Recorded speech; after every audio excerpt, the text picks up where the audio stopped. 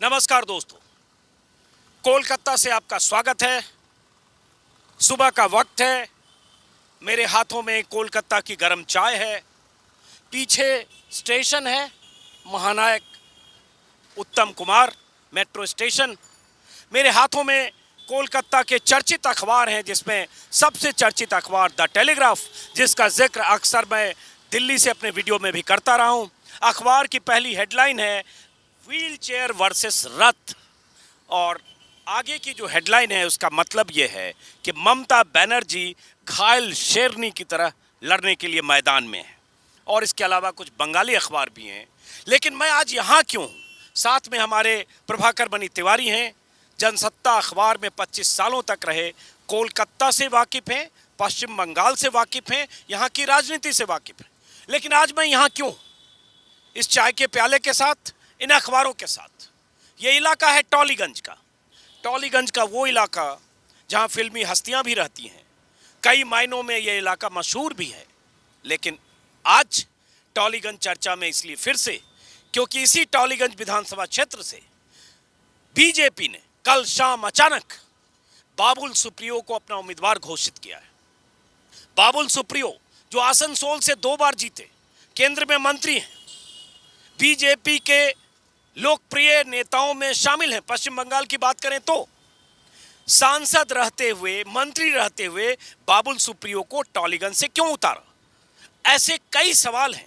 उन सवालों में यह भी है, कोलकाता, साउथ कोलकाता, जाधवपुर का इलाका, ये वो इलाके हैं जो ममता बनर्जी का गढ़ रहे हैं। बीते 25 सालों से ममता बनर्जी इन इलाकों में सक्रिय रही, और जब से टीएमसी बनी तब से लगातार, चाहे जाधवपुर लोकसभा क्षेत्र हो, चाहे साउथ कोलकाता लोकसभा क्षेत्र हो, लगातार टीएमसी के उम्मीदवार जीतते रहे। विधानसभा में लगातार कामयाबी मिलती रही। तो आज बीजेपी ने अगर टॉलीगंज में अपने उम्मीदवार को उतारा, एक सांसद को, एक मंत्री को, इसका क्या मतलब है? और इस बहाने बहुत कुछ समझने समझाने की कोशिश करेंगे। प्रभाकर जी को मैंने इसलिए बुलाया ताकि जो मैं ना बता सकूं वो ये बताएं। इस बहाने आप कोलकाता के जरिए बंगाल की राजनीति को भी समझें, और इस बहाने आप ये भी समझें कि अगर ममता बनर्जी को घेरने के लिए बीजेपी अगर कोई चक्रव्यूह बना रही है, जिस चक्रव्यूह में ममता बनर्जी को फंसाने के लिए दर्जनों टीएमसी के नेता, सांसद आयात किए जा रहे हैं, उन्हें टिकट थमाया जा रहा है, रातों रात बीजेपी में शामिल हो रहे हैं, तो क्या इसका भी असर पड़ेगा? और अगर द टेलीग्राफ लिखता है व्हील चेयर वर्सेस रथ, और ममता बनर्जी को घायल शेरनी बताते हुए वो तस्वीर छापता है, बंगला के अखबारों में भी यही खबर है, इसका क्या मतलब है? क्योंकि कल के वीडियो में आपने देखा होगा ममता बनर्जी का रोड शो। तो सबसे पहले प्रभाकर जी आपसे ही, जो ये इलाका है साउथ कोलकाता की बात करें, जाधवपुर की बात करें, 2 लोकसभा क्षेत्र है, दोनों लोकसभा क्षेत्र पर लगातार ममता बनर्जी और उनकी पार्टी का दबदबा रहा है। थोड़ा बताते हुए ऐसे कि ये जो टॉलीगंज इलाका है ये अभी जाधवपुर लोकसभा क्षेत्र पहले साउथ कोलकाता में था, पिछली बार से जाधवपुर लोकसभा। तो ये बहुत पुराना इलाका है और बहुत ऐतिहासिक इलाका है। आप जानते हैं पूरे बंगाल का फिल्म उद्योग यहीं केंद्रित है। ये हब है एक तरह से फिल्म उद्योग का, और इसीलिए टॉलीगंज के नाम पे इसे टॉलीवुड भी कहा जाता है। अभी हम लोग जहाँ बैठे हैं इसके 500 मीटर के दायरे में तमाम स्टूडियोज हैं जहाँ फिल्में बनती हैं, सीरियल बनते हैं। तो ये बहुत, और कलकत्ता के पुराने इलाकों में शुमार होता है। इसका मेट्रो जब तक नहीं थी तब तक यहाँ ट्राम ही एकमात्र और बसें जरिया थी आने की, और 100 साल से भी पुराने मकान यहाँ आमतौर पर मिल जाएंगे आपको। और राजनीतिक लिहाज से भी ये इलाका काफ़ी महत्वपूर्ण है। सोमनाथ चटर्जी सीपीएम के दिग्गज नेता यहाँ से जीतते थे जादवपुर इलाके से, और ममता बनर्जी छात्र राजनीति से जो उभर कर आई थी राजनीति में, तो उन्होंने सबसे पहले 1984 में इसी जादवपुर संसदीय सीट से उनको पटकनी देकर और संसद में अपना करियर शुरू किया था। और जब शुरू किया था जाधवपुर संसदीय क्षेत्र से, जब ममता बनर्जी ने सोमनाथ चटर्जी जैसे दिग्गज को हराया था, उनकी उम्र थी मात्र 29 साल। 1984 में यंगेस्ट एमपी थी। ये अलग बात है कि 89 में कांग्रेस विरोधी लहर में ममता बनर्जी जाधवपुर से हारी, लेकिन उसके बाद से ममता बनर्जी साउथ कोलकाता सीट से लगातार जीती। 91 के बाद से लगातार 2 बार कांग्रेस की सीट के टिकट पर, और उसके बाद उन्होंने बना लिया टीएमसी, और लगातार टीएमसी से भी जीती। आज ममता बनर्जी, और उसके बाद अगर हम विधानसभा की भी बात करें तो जिस टॉलीगंज की हम बात कर रहे हैं, जिस इलाके में अभी हैं, यहाँ से मेरे ख्याल से 4 बार लगातार टीएमसी जीती है। और 1996 में कांग्रेस जीती थी, तब जो पंकज बनर्जी जीते थे। जब टीएमसी का गठन हुआ वो टीएमसी में आ गए। फिर 2001 में भी पंकज बनर्जी जीते और उसके बाद अरूप विश्वास जीतते रहे। 2 बार वो जीत चुके हैं, मंत्री हैं और इसे कह सकते हैं कि एक किला है टीएमसी का, बहुत मजबूत गढ़ है। साउथ कोलकाता, टालीगंज कह लें, जादवपुर कह लें। और जादवपुर की और एक खासियत यह है कि जादवपुर विश्वविद्यालय की तुलना जेएनयू से की जाती है दिल्ली के। तो और राष्ट्रवादी मीडिया जिसे टुकड़े टुकड़े गैंग का गढ़ बताता है वो मतलब जादवपुर यही है। कलकत्ता का जेएनयू है जादवपुर यूनिवर्सिटी और वामपंथियों का भी गढ़ रहा है और कई बार उस पर सवाल उठते रहे हैं। उसे देशद्रोही करार दिया जाता रहा है वहाँ के छात्रों को। हम थोड़ा जल्दी आते हैं उस पर कि बाबुल सुप्रियो को क्यों उतारने का फैसला हुआ टॉलीगंज से, जब वो ऑलरेडी आसनसोल से हैं। और उसके साथ ये भी हुआ कि 4 बीजेपी के ऐसे लोगों का नाम कल ऐलान हुआ जिसमें से स्वपन दास गुप्ता हैं, वो भी राज्यसभा सदस्य हैं, ये भी हैं, और एक और लॉकेट चटर्जी का भी नाम कल शाम को आ गया, चिचुरा से शायद। तो ये क्यों हुआ, क्यों बाबुल सुप्रियो को उतारने का फैसला हुआ? बाबुल सुप्रियो को उतारने का फैसला मुझे लगता है कि ये जो ममता बनर्जी के पिछले 1 सप्ताह से टॉलीगंज से भी चुनाव लड़ने की बात चल रही थी कि ममता अगर नंदीग्राम में घिर गई है, पोलराइजेशन में बीजेपी जो उग्र हिंदुत्ववाद की वहाँ लहर चला रही है उसमें अगर ममता घिर जाती हैं और ख़ासकर जब से उनके साथ हादसा हो गया, घायल हो गई, उसके बाद ये चर्चा होने लगी, पार्टी में भी कयास लगने लगे कि वो टॉलीगंज सीट से भी चुनाव लड़ सकती हैं। इसकी एक वजह है कि ये सबसे सुरक्षित सीट में गिनी जाती है और यहाँ कोई पोलराइजेशन नहीं है। बीजेपी यहाँ बहुत कमज़ोर रही है, पिछली बार भी तीसरे नंबर पर, यहाँ अगर कोई नंबर तो रही है तो सीपीएम। चूंकि आपने ममता का जिक्र किया कि ममता बनर्जी की चर्चा है और थी कि ममता बनर्जी टॉलीगंज से चुनाव लड़ सकती हैं, तो उनकी घेराबंदी के लिए यहाँ से आसनसोल के सांसद और मंत्री को उतार दिया जाए एडवांस में पहले। लेकिन अभी अगर देखें कि ममता बनर्जी ने जो शनिवार को जो लिस्ट जारी की, 294 में से 291 की लिस्ट जारी हो चुकी, जिसमें टॉलीगंज से जो अभी सिटिंग एमएलए हैं वही उनका ही नाम है। तो फिर ये क्या काट के ऐसा हो सकता है क्या कि ममता बनर्जी आए यहाँ एक और सीट मानते हुए सुरक्षित तलाश में? हाँ, ये चर्चाएं पार्टी में इसकी चर्चा चल रही है पिछले कुछ दिनों से, इसीलिए यहाँ के जो उम्मीदवार हैं अरूप विश्वास, उनको धीरे चलो की नीति अपनाने को कहा गया है। इसलिए आप देखेंगे कि बाकी तमाम उम्मीदवार जहाँ बड़े पैमाने पर दीवार लेखन और बाकी चीज़ें कर रहे हैं, यहाँ बहुत कम आपको देखने को मिलेगा। है यहाँ भी लेकिन बहुत कम है। तो इसीलिए बाबुल सुप्रियो को कई वजहों से उतारा है बीजेपी ने। एक तो ये बांग्ला फिल्म उद्योग का गढ़ रहा है, बाबुल सुप्रियो फिल्मों से जुड़े रहे हैं, तो बीजेपी को उम्मीद है कि उनको यहाँ काफ़ी समर्थन मिलेगा। और बांग्ला फिल्म उद्योग पारंपरिक रूप से टीएमसी का समर्थक रहा है, लेकिन पिछले साल 1.5 साल में खासकर कह लें तो 2019 के लोकसभा चुनाव के बाद बीजेपी ने इसमें सेंध लगाई है, कई लोगों को शामिल किया है, कईयों को टिकट भी दिया है। हाल में कई लोग शामिल हुए हैं तो उनको टिकट दिया गया है। तो इसी उम्मीद पे बीजेपी ने यहाँ बाबुल सुप्रियो को उतारा। एक चीज और कि अगर अभी तो पता नहीं कि ममता बनर्जी यहाँ से क्या दूसरी सीट मानते हुए उम्मीदवार होंगी, क्योंकि ये बीजेपी के खेमे के लोगों का मानना है। और ये जैसा कि इन्होंने कहा, ये चर्चा भी है, कुछ वेबसाइट्स में छप रही है ये बातें कि नंदीग्राम में मुश्किल हो या मुकाबला कड़ा हो, क्योंकि शुभेंदु अधिकारी ममता बनर्जी के सामने हैं। वही शुभेंदु अधिकारी जो उनके लेफ्टिनेंट थे, शुभेंदु अधिकारी और उनके परिवार का, उनके पिता शिशिर अधिकारी सांसद हैं, 2 बार से लगातार टीएमसी के सांसद हैं। उसके उनके भाई दिव्येंदु अधिकारी वो भी लगातार 2 बार सांसद हैं, जो सीट छोड़ी थी शुभेंदु अधिकारी ने वहीं से। और उनके छोटे भाई तीसरे, वो भी टीएमसी के अलग अलग पदों पर रहे।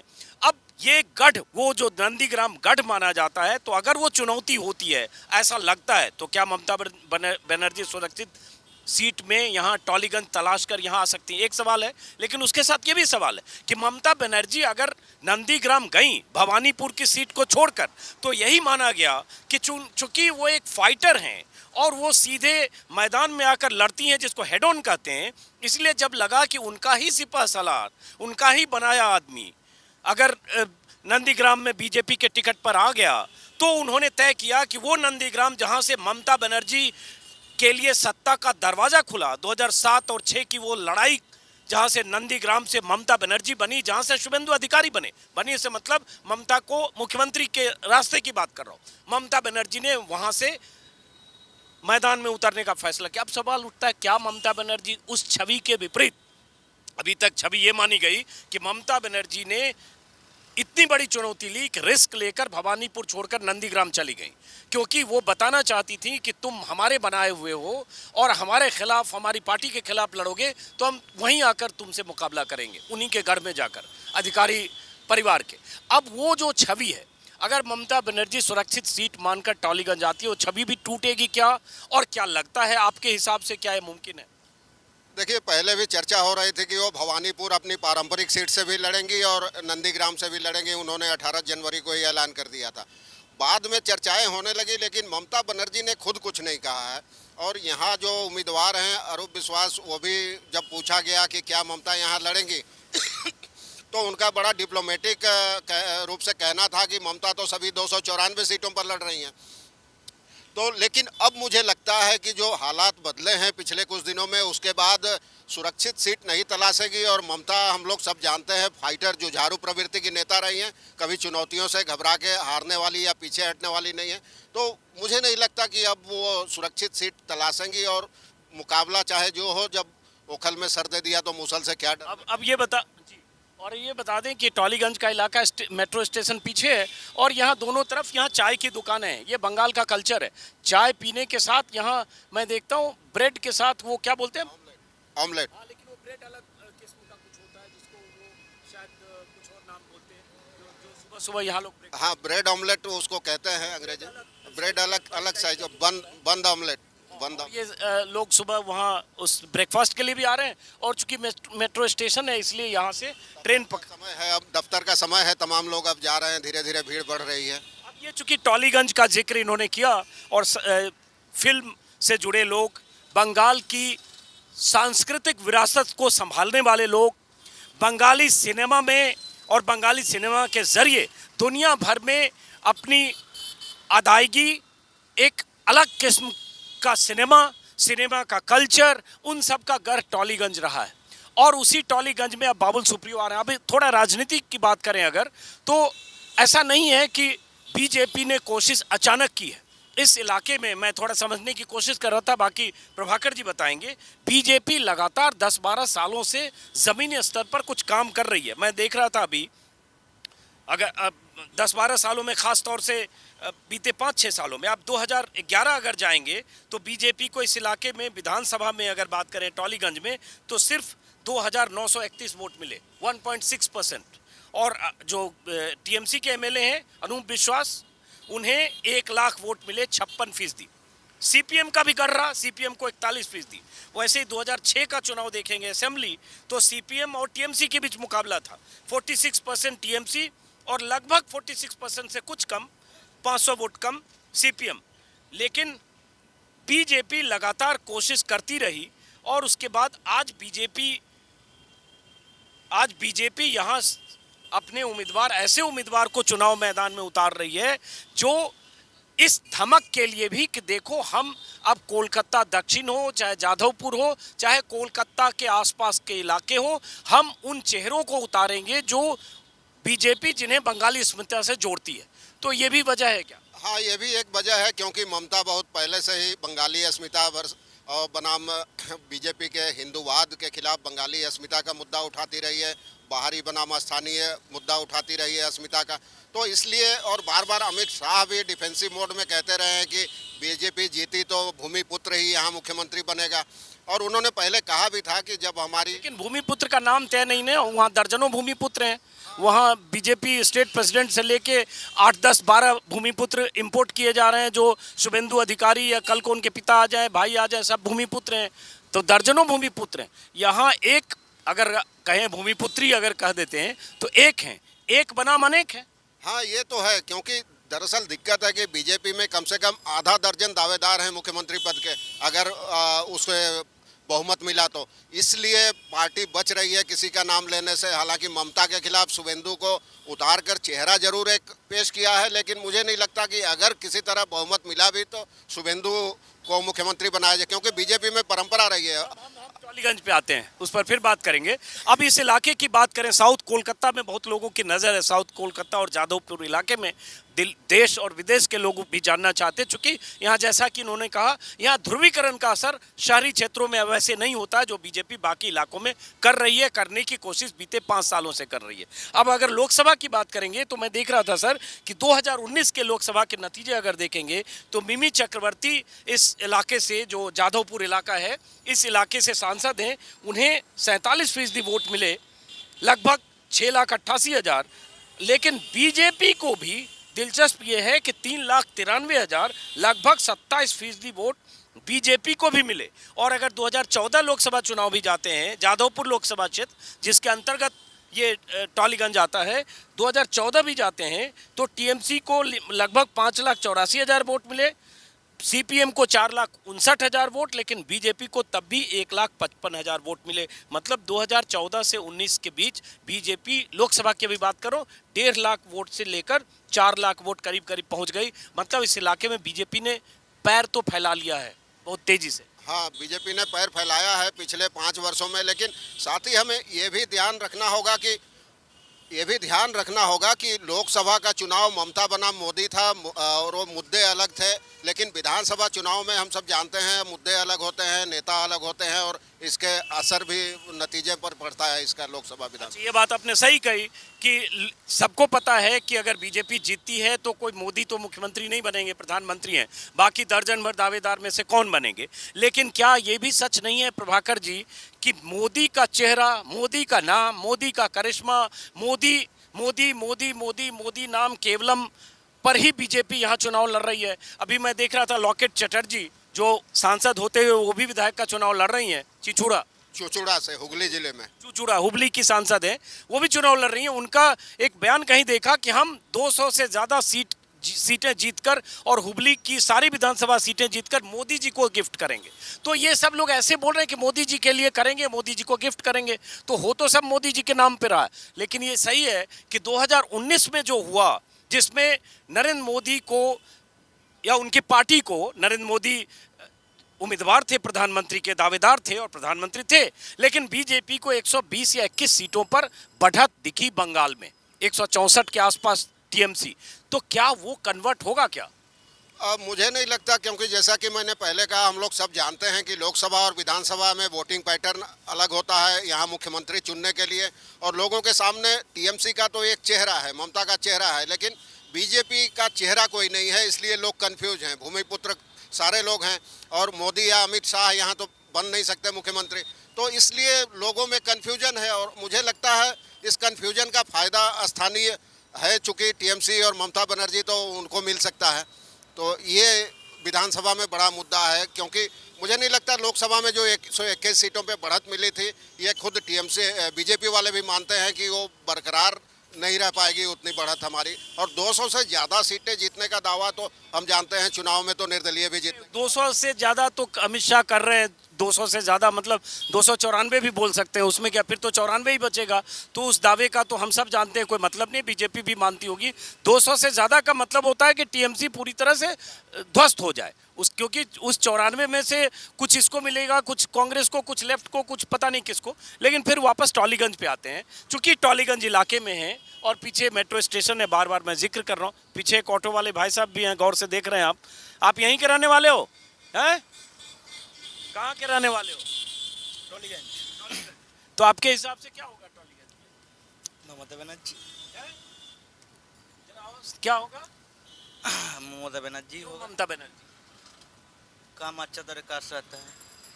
और लोग कह रहे हैं कि मोदी के नाम पर जो उम्मीदवार बनेंगे कल को यहाँ से, अब तो उम्मीदवार का नाम भी आ गया, आसनसोल के एमपी हैं बाबुल सुप्रियो, पता है ना? हाँ पता तो है। तो बाबुल सुप्रियो कुछ कर पाएगा टॉलीगंज? नहीं नहीं नहीं। क्यों? क्यों, वो तो इधर के एमपी तो था ही, इधर आके क्या करेगा वो? तो एमपी था, इधर आके क्या करेगा, जैसा कि ऑटो वाले ने बताया। और अब वही बाबुल सुप्रियो सिंगर हैं, एक लोकप्रिय चेहरा बीजेपी के बंगाल में है, जीते भी। लेकिन बाबुल सुप्रियो का यहाँ आना, बाकी लॉकेट चटर्जी का मैदान में उतारना, स्वप्न दास गुप्ता जो पत्रकार रहे दशकों तक और उसके बाद राज्यसभा सदस्य, वो भी किसी कंस्टिट्यूंसी से, नाम भूल रहा हूँ उनकी कंस्टिट्यूंसी कौन सी है, स्वप्न दास गुप्ता लड़ रहे हैं तारकेश्वर, वो भी हुगली जिले में ही है। तारकेश्वर से स्वप्नदास गुप्ता का आना, टीएमसी से जो आए उनका क्या, निश्चित प्रमाणिक कूच बिहार जिले में और दीनहाटा सीट से मैदान में है। वो भी चुनाव मैदान में है। और अभी बीजेपी ने 63 नामों की कल घोषणा की है। 2 चरणों में जो चुनाव होने हैं, कुछ नाम अभी बाकी हैं। तो अगर यहाँ ममता बनर्जी नहीं लड़ी, मान लो अभी तो हाइपोथेटिकल है, तो जो अभी सिटिंग एमएलए हैं और बाबुल सुप्रियो हैं, हालांकि ये सच कह रहे हैं, सही आप कह रहे हैं कि इस आशंका या इस घेराबंदी के लिए हो सकता है किया होगा, तो क्या उसके बाद भी आपको लगता है कि बाबुल सुप्रियो इस सीट पर भारी पड़ सकते हैं अगर हम लोकसभा चुनाव में मिले वोट और पहले की जो भी जमीन तैयार की? नहीं, देखिए यहाँ सांगठनिक रूप से तो टीएमसी काफ़ी मजबूत है और बाबुल सुप्रियो का व्यक्तिगत करिश्मा है। आसनसोल में क्यों जीते ये अलग समीकरण है, इस पे बाद में चर्चा की जाएगी, लेकिन यहाँ केवल बाबुल सुप्रियो के व्यक्तिगत करिश्मे के आधार पर मुझे नहीं लगता कि वो टीएमसी का गढ़ भेद पाएंगे यहाँ। तो टीएमसी का गढ़ क्यों है? साउथ कोलकाता और जादवपुर लोकसभा क्षेत्र, 2 लोकसभा क्षेत्र सब आसपास है, सब आसपास के दायरे में। हाँ, सब एक साथ आसपास, सब एक साथ आसपास के दायरे में है। और ये शहरी वो क्षेत्र है जो बहुत नई बसावट भी हुए। ओल्ड कलकत्ता अलग है, ये उसके बाद मतलब 40-50 सालों में मध्यम वर्ग और शहर का जो विस्तार हुआ उसका हिस्सा भी है। उसका हिस्सा है। हाँ, शहर का विस्तार इधर ही हुआ है। अब नए नए अपार्टमेंट, हाई राइज बिल्डिंग्स बन रही है। जब से खासकर मेट्रो इधर बढ़ी है आगे दक्षिण तक यहाँ से, तब से काफ़ी विस्तार हुआ है यहाँ। और अब बड़ा मिक्स पॉपुलेशन है यहाँ, हर तबके के, हर जाति, हर धर्म के लोग यहाँ आने लगे हैं। तो इनमें एक टीएमसी की बहुत मजबूत पकड़ है और मुझे नहीं लगता कि कुछ लोगों को छोड़ दें तो बीजेपी बहुत ज़्यादा। और यहाँ पोलिंग परसेंटेज भी अमूमन 70 से 80% तक होता रहा है, वोटिंग होती रही है हर चुनाव में। तो मुझे नहीं लगता कि टीएमसी का गढ़ कोई भेद सकेगा, क्योंकि यहाँ असली चेहरा अरूप विश्वास नहीं, ममता बनर्जी ही है, क्योंकि उन्हीं का इलाका है। कुछ दूरी पर उनका मकान भी है कालीघाट में, यहाँ से 2 स्टेशन बाद कालीघाट है, वहाँ उनका मकान है। तो यहाँ उनका काफ़ी ज़बरदस्त असर है। अब जरा टेलीग्राफ पे आते हैं, व्हील चेयर वर्सेस रथ, जो द टेलीग्राफ की हेडलाइन है। और अक्सर द टेलीग्राफ की हेडलाइंस का जिक्र दिल्ली में जो लोग हैं, हम जैसे पत्रकार, सोशल मीडिया पर करते रहते हैं। बंगला में क्या क्या छपा है जरा बताइए। अब बंगला में भी है कि जो नंदीग्राम में ममता के साथ हादसा हुआ, उसमें सुरक्षा निदेशक, पुलिस के एसपी और डीएम को हटा दिया गया, सस्पेंड कर दिया गया। इसके अलावा बीजेपी ने जो सूची जारी की है उसमें 4 सांसदों का नाम है। इससे स्थानीय लोगों में नाराजगी है जो टिकट की उम्मीद लगाए बैठे थे, खासकर लॉकेट चटर्जी के खिलाफ चूचूड़ा में प्रदर्शन भी हुए। फिर ये वर्तमान अखबार है, इसमें लिखा है ममता के हवाले कल जो रैली की थी कि मैं टूटे पाँव के साथ ही पूरे बंगाल जाऊंगी और चुनाव अभियान चलाऊंगी। और घायल शेर, इसमें भी है कि घायल शेर बहुत ज़्यादा खतरनाक होता है। बाकी अखबारों में भी सब यही जिक्र है। और बताइए, चूंकि रथ वर्सेस व्हील चेयर है और ममता बनर्जी की ये तस्वीर कल के वीडियो में मैंने आपको दिखाई है, आप ज़रूर देखें। हालांकि वो वीडियो पोस्ट करते करते देर हो गई, 10 बज गए थे रात। और मैं प्रभाकर जी और ऐसे और कुछ पत्रकारों को अपने साथ जोड़ने की कोशिश करूंगा इस बीच, ताकि इनके ज़रिए आप बंगाल की राजनीति को समझें। हम सब लोग दिल्ली से आते हैं, यूपी बिहार आसानी से समझते हैं, बंगाल को समझना ऐसे आसान नहीं है। एक भाषा की भी बात है, बंगाल का कल्चर अलग है, बंगाल का सांस्कृतिक राजनीतिक इतिहास अलग है। और जिस इलाके में बैठे हैं, अगर कोलकाता ही वो जगह है, क्योंकि बीजेपी बार बार कहती है कि श्यामा प्रसाद मुखर्जी का कोलकाता, 1952 में आज़ादी के बाद श्यामा प्रसाद मुखर्जी यहाँ से लोकसभा सदस्य बने थे। हालांकि 53 में उनकी मौत हो गई, लेकिन वो गढ़ भी रहा है। तो श्यामा प्रसाद मुखर्जी जो जनसंघ के संस्थापक थे, उनका नाम लेती है बीजेपी। वो इलाका, वो प्रभाव क्षेत्र आज से कितने साल हो गए, 1952 जोड़ लीजिए, उस दौर में रहा है। तो उस दौर के बाद बीच में सीपीएम का गढ़, उस गढ़ को तोड़कर ममता बनर्जी ने जबरदस्त किलेबंदी की कि ध्वस्त हो गया सीपीएम का पूरा मोर्चा। 8-8 बार जीतने वाले सीपीएम के सांसद खेत रहे ममता बनर्जी और उनके उम्मीदवारों के सामने। लेकिन अब फिर बात आती है कि मोदी चेहरा है, भले चुनाव के बाद प्रधानमंत्री, माफ करें, मुख्यमंत्री कोई हो, लेकिन चेहरा मोदी, काम मोदी का, नाम मोदी का, हर चीज मोदी को भुनाने की कोशिश है। तो मुकाबला सीधे मोदी बनाम ममता में है। अब अगर ये रथ वर्सेस व्हील चेयर है, तो कल अगर इस व्हील चेयर पर ऐसे ममता बनर्जी निकली हैं, घायल शेरनी कहा जा रहा है, उसी व्हील चेयर पर शायद अब वो प्रचार में रहेंगी और ये प्रतीक के तौर पर वो चाहती हैं कि यही जाए, यही दिखे कि हाँ मैं घायल। बल्कि उनके घर कालीघाट में कल गया था, कालीघाट के बाहर एक बंगला में बहुत बड़ा होर्डिंग लगा था जिसपे कुछ लिखा था, हवाई चप्पल में उनकी तस्वीर थी और जिसमें लिखा था जितना झकझोड़ोगे, जितना चोट करोगे, उतनी ही मजबूती से हम वापस आएंगे। तो लगता है इसका फायदा होगा। हाँ, फायदा तो इसका काफ़ी होगा, इसीलिए वो ममता जब प्लास्टर लेके और उन्होंने अपना कोई कार्यक्रम भी खास रद्द नहीं किया, एक आध दिन का रद्द किया, कल रात को ही रवाना हो गई दुर्गापुर। आज उनकी दो रैलियां हैं, उनके लिए स्पेशल रैंप बनाए गए हैं और व्हील चेयर पे ही रहेंगी। तो एक और ममता को आप जानते हैं आम लोगों से कनेक्ट बहुत अच्छा कर पाती है, तो व्हील चेयर पर जब ममता बैठेंगी तो आम लोगों और खासकर महिलाओं में जो ज़बरदस्त सहानुभूति उमड़ेगी उसका तो उनको फ़ायदा मिलना तय है। तो फायदा मिलना तय है दोस्तों। फिलहाल मैं अब इस बातचीत को यहीं संक्षिप्त खत्म करूंगा, ये दिखाते हुए, आइए ये दिखाते हुए कि अभी अखबार वाले भाई साहब हैं, अखबार का काउंटर यहाँ खोलने लगे हैं। ये चाय की दुकान है जहाँ से मैंने अभी चाय पी, सुबह सुबह ब्रेड और वो भी खाया। और दादा क्या नाम है आपका? बाबू घोष। क्या? बाबू घोष। बाबू घोष।